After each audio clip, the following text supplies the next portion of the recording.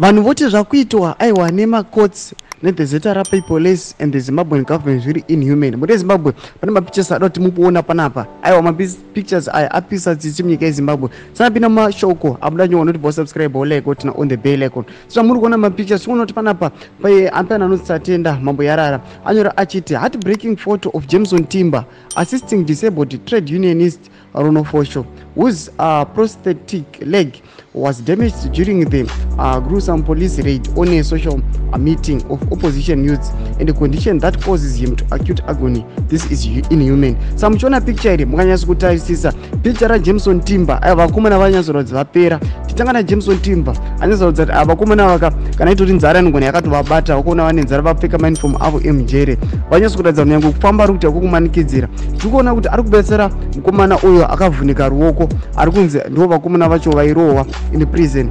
Vanhu vese vairohwa pasi petsoka, vamwe vakavhunika maoko, vakavhunika makumbo.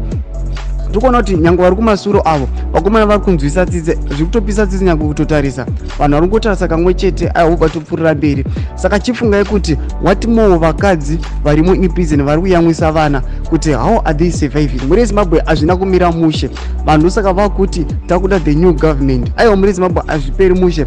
Chitiko chiri kubata vanhu chiri kunyasa kupisa tsitse. Noti kuona kuti vakomana ava vakaspenda the whole weekend. Nhasi ndipo vari kufesa vachipinda mukoti vachinounza kuti nyaya dzavo dzichaendera mberi chinzi kudii. Aiwa chimotipai mafunguro enyu nokudii pamusoro pechitiko ichi. Pindai comment section medu, musangano subscribe, kulike, chinontira on the bell icon.